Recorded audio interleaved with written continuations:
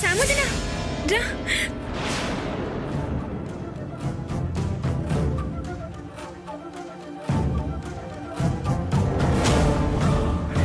రా.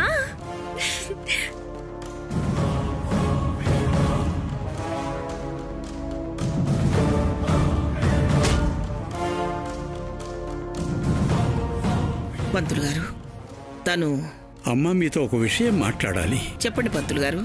ఇక్కడ కాదమ్మా.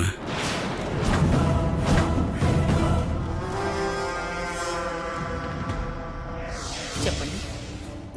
గడిచిన నేళ్ల తర్వాత ఇప్పుడు చెప్తున్నాను వినండి. మీరు నన్ను తప్పుగా భావించకండి. మీకో నిజం చెప్పాలి. ఏ విషయం గురించి శంకర శాస్త్రి గారు? రంగారావు గారి మరణం గురించమ్మా.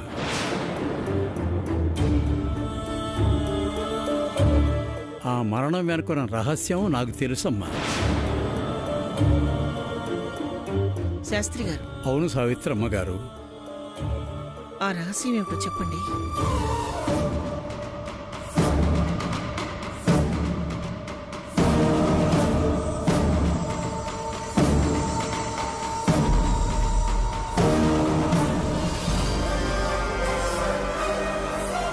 రంగారావు గారి మరణం సహజ మరణం కాదమ్మా. ఆయన హత్య చేసి కొలంలో పడేశారు.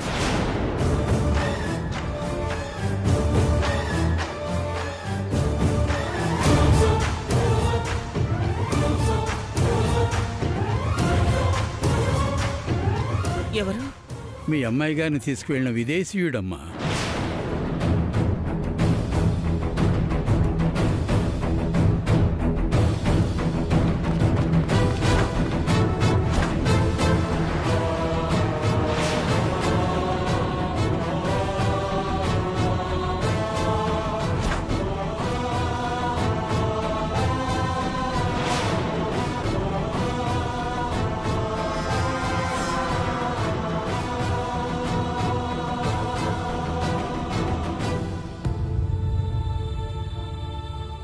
మీరు చెప్తుంది నిజమేనా? మీతో అబద్ధం ఎందుకు చెప్తారమ్మా? నా గురించి మీకు తెలుసు కదా. ఈ విషయం చెప్పడానికే ఆ దేవుడు నన్ను మీ కారు కింద పడేలా చేశాడు.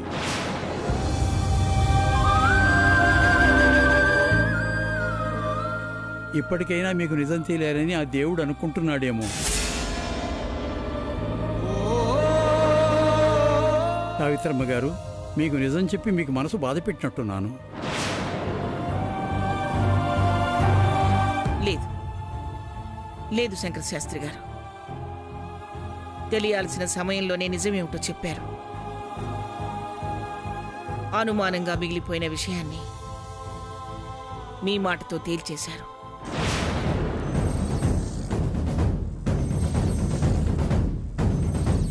అమ్మా, నేను బయలుదేరతాను. చీకటి పడితే నా ప్రయాణానికి ఇబ్బంది అవుతుంది. మంచిదండి, పదండి.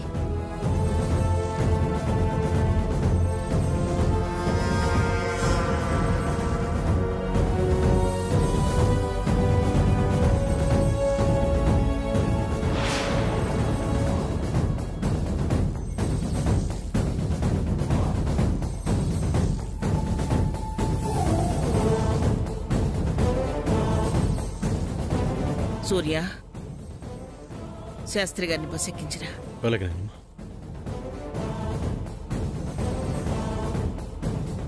అమ్మా, ఏదైనా సమస్య?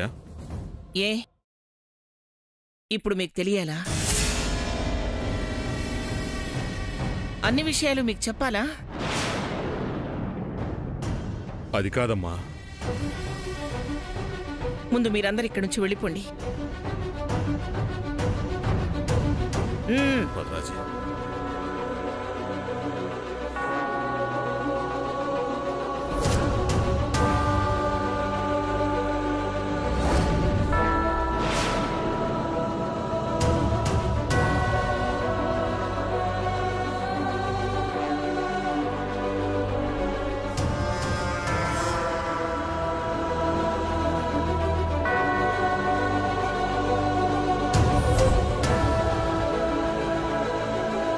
మీ ఇద్దరికి బొట్టు పెట్టి చెప్పాలా?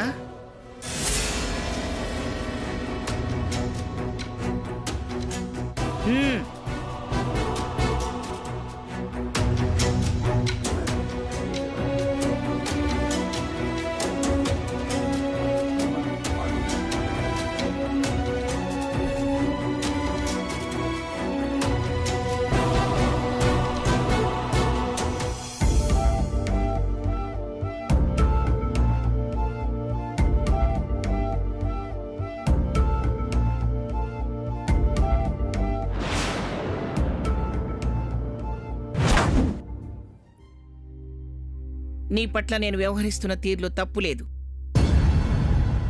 నేను నమ్మింది అబద్ధం కాదు.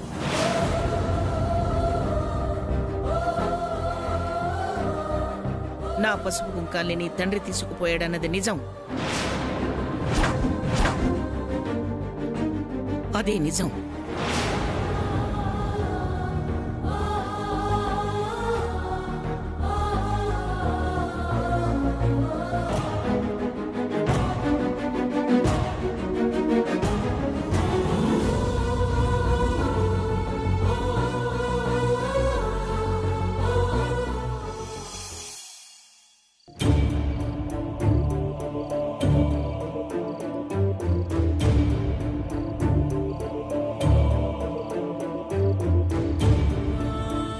శ్యామ్, చింతాతయ్య, ఏం జరిగిందమ్మా?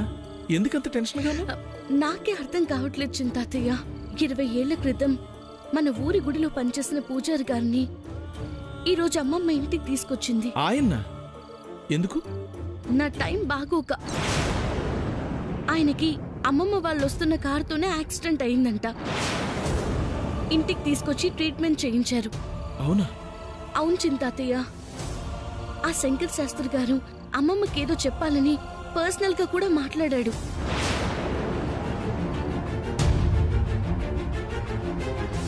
అమ్మమ్మ మొహంలో అంతవరకు ఉన్న సంతోషం ఆయనతో మాట్లాడిన తర్వాత కనిపించలేదు చింతాతయ్య. నాతో చెప్పినట్టే అమ్మమ్మతోనూ మా డాడీయే తాతయ్యని చంపారన్న విషయం చెప్పారేమోనని నాకు అనిపిస్తుంది. విషయాన్ని అమ్మమ్మ ఎవరితోనూ షేర్ చేసుకోకపోయినా తన సీరియస్ ఫేస్ చూస్తుంటే నాకు టెన్షన్ గా ఉంచింది తాతయ్య.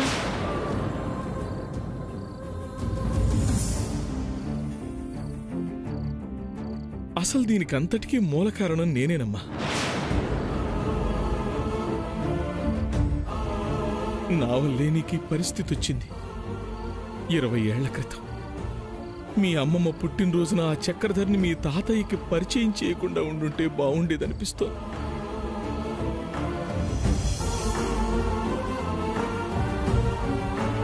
అసలు ఇన్ని అనర్థాలకి బీజం పడింది ఆ పుట్టినరోజు నాడేనమ్మా. ఆ పుట్టినరోజు నాడే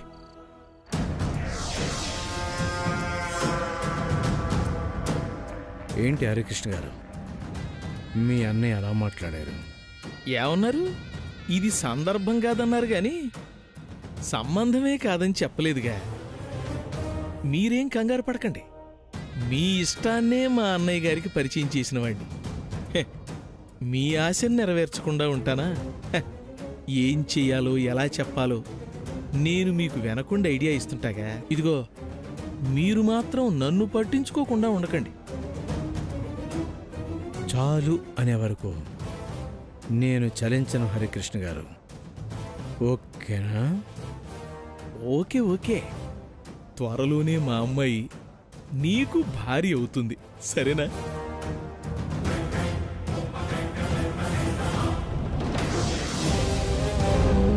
నా స్వప్రయోజనాల కోసం వాణ్ణి నేను వాడుకుంటే వాడు నా అవసరాలను ఆసరాగా చేసుకుని నాకు డబ్బిస్తూ నన్ను వాడుకున్నాడు. ఇందులో వాణ్ణని ప్రయోజనం లేదమ్మా. అప్పుడు నా బుద్ధి అలా ఉంది. అన్నయ్య నా చెడలవాట్లను తెలుసుకుని నాకు డబ్బివ్వకుండా అడ్డుకుంటున్నాడన్న ఆవేశంతో వాడు డబ్బిస్తున్నాడని వాడు చెప్పిందంతా చేశాను. దాని ఫలితం ఇదిగో, ఇంత దారుణంగా నువ్వు అనుభవించాల్సి వస్తుందని నేను అనుకోలేదు. లేదులే చింతాతయ్య, అలా జరగాలనుంది జరిగిపోయింది. నువ్వు మాత్రం ఏం చేస్తావు? అలా అనుకుంటే మా అమ్మ తాతయ్యతో తన ప్రేమ విషయం గురించి మాట్లాడిందంట. అప్పుడైనా తాతయ్య తన నిర్ణయం ఇది అని చెప్పకుండా అమ్మకి చాయిస్ వదిలేసినట్టు మాట్లాడారంట. ఆ రోజు తాతయ్య అలా మాట్లాడకుండా అమ్మ ఇష్టాన్ని ఒప్పుకొని ఉంటే మన జీవితాలు ఇప్పుడు వేరేలా ఉండేవని అమ్మ ఎప్పుడూ చెప్తూ బాధపడుతూ ఉండేది.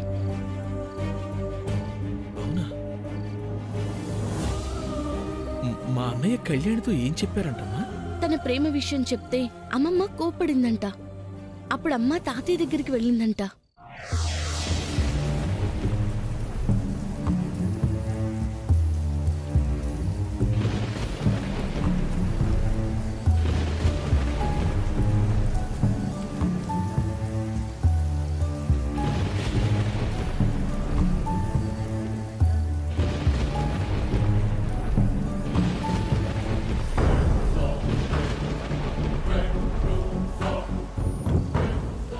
నాన్న,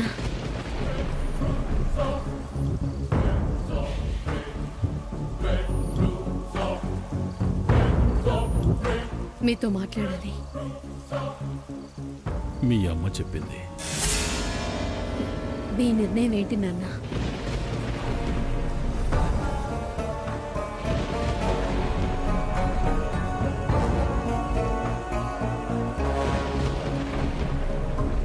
నిన్ను కన్నాక మొదటిసారి నీ విషయంలో తొందరపడి నిర్ణయం తీసుకున్నానేమో అనిపిస్తుందమ్మా.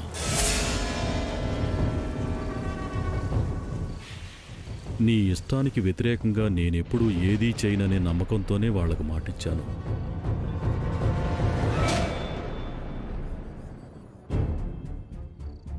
పెళ్లి చూపులైపోయాయి, తాంబూలాలు మార్చుకున్నాం. ఇలాంటి సమయంలో నా నిర్ణయం ఏంటి అంటే నేనేం చెప్పగలనమ్మా? కొంచెం నా గురించి ఆలోచించండి నాన్న. ఆలోచించుకోవాల్సింది నువ్వే తల్లి.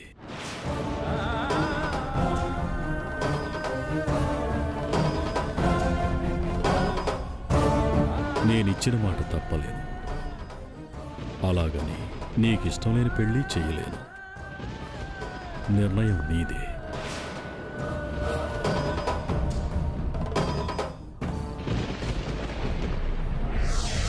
ఓ, నాకు ఆ విషయం తెలుసమ్మా. అవునమ్మా, వాళ్ళ మాటల్ని నేను చాటుగా విన్నాను. మా వదిన పసుపు కుంకుమలు దూరం అవటానికి కారణం కూడా ఆ సంఘటన.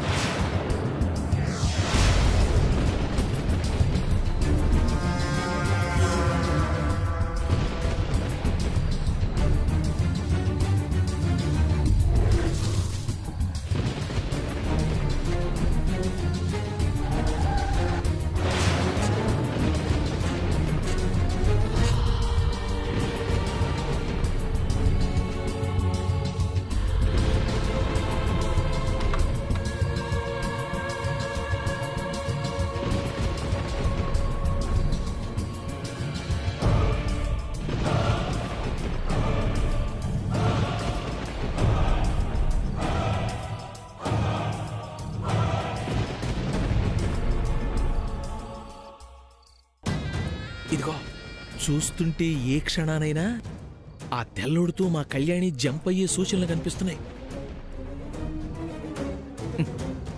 నేనున్నాగా కుక్కలా వాసన పసిగట్టి నా విశ్వాసం చూపించుకుంటాగా. ఇక నా దృష్టి కళ్యాణి మీదే ఉంటుంది. ఇదిగో, మీరు మాత్రం కాస్త ఫోన్కు అందుబాటులో ఉండండి. ఉంటాను.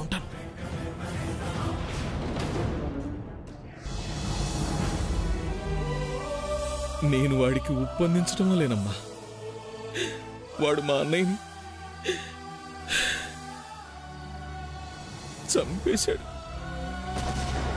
నాకు తెలుసు చింతాతయ్య, మీరెందుకు ఈ విషయాన్ని ఎవరికి చెప్పడం లేదో కూడా నాకు తెలుసు. ఏం చేయనమ్మా, సాక్షిగా నేనున్నా కూడా సాక్ష్యం చెప్పలేని దుస్థితి నాకు ఏర్పరిచాడు వాడు. చెప్తే ఎవరిని బతకనివ్వడన్నాడమ్మా.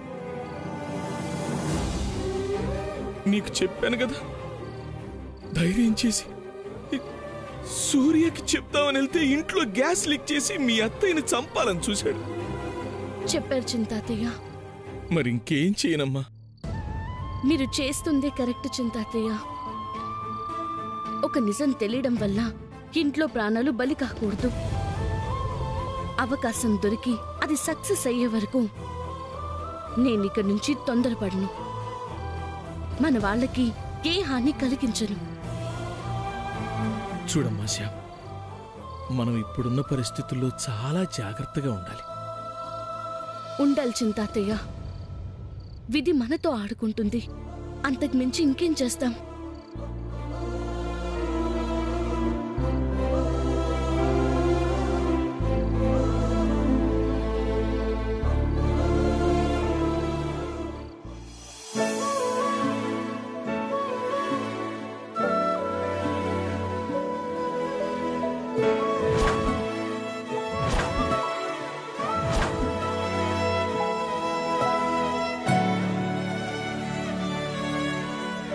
ఎందుకమ్మా ఇలా వేధిస్తున్నావు? ఏం పాపం చేశామని? చెయ్యని నేరానికి నా కుటుంబం శిక్ష అనుభవించేలా చేశావు. అందరూ మారుతున్నారు. ఇక అమ్మమ్మ మనసులోనూ సంతోషం మొదలైంది. నిజాన్ని నిరూపిస్తే ఇక నాకు కష్టాలుండవని సంతోషిస్తుంటే ఆ కష్టాలే మిగిలేలా చేశావు కదమ్మా. నిష్ఠగా మంత్రాలు చదివే పండితుడే నిజం చెప్పకపోతే అది అబద్ధమని అమ్మమ్మ ఎలా తెలుసుకుంటుంది? ఇకింతేనా? నా లైఫ్లో మా డాడ్ తాతయ్యని చంపలేదని నేను నిరూపించలేనా? మనసులో ఉన్న భావను మనసులోనే చంపుకోవడమేనా? అవమానాన్ని మోస్తూ నా వాళ్ళని వదిలి వెళ్ళిపోవడమేనా? జీవితాంతం తాతయ్యని చంపిన కుటుంబం అన్నా నిందను భరిస్తూ బతకడమేనా? చెప్పమ్మా, ఏం చెప్తావో చెప్పు. మంచి వాళ్ళని బాధ పెడుతూ వాళ్ళ కష్టాల్ని చూడటమేనా నీకిష్టం? ఇదేనా నేను నీ మీద పెట్టుకున్న నమ్మకం? నా మీద నువ్వు చూపించే దయ? చెప్పు తల్లి, చెప్పు. నాకింకేంటి దారి?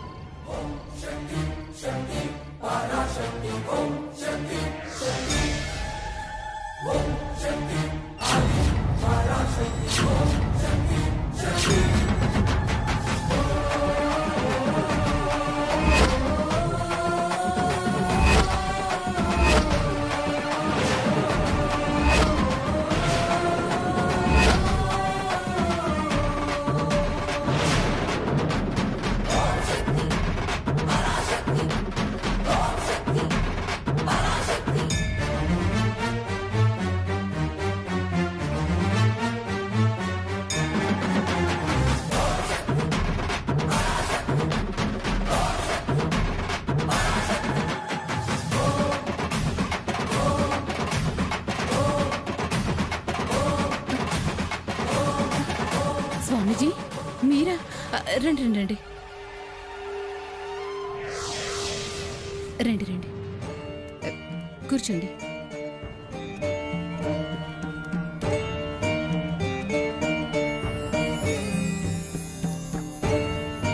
అక్క, పద్మ, లిల్లీ, ఏమండి?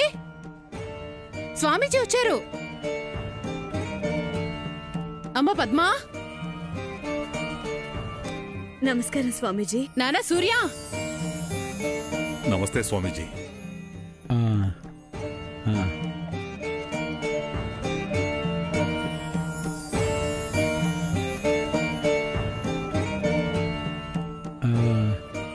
సావిత్రమ్మ గదిలో ఉన్నారు స్వామీజీ, నేను పిలుచుకొస్తాను.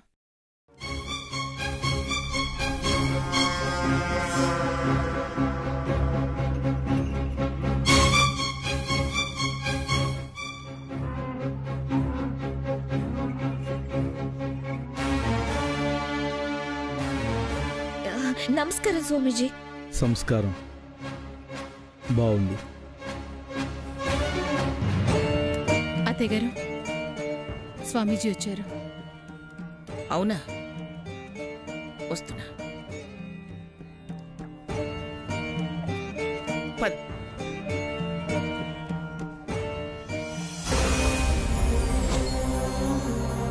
నమస్కారం స్వామీజీ. శుభం భూయాత్.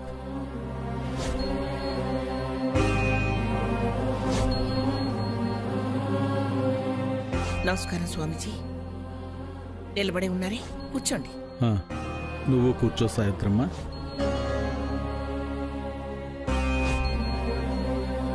మీరు కూర్చోండి.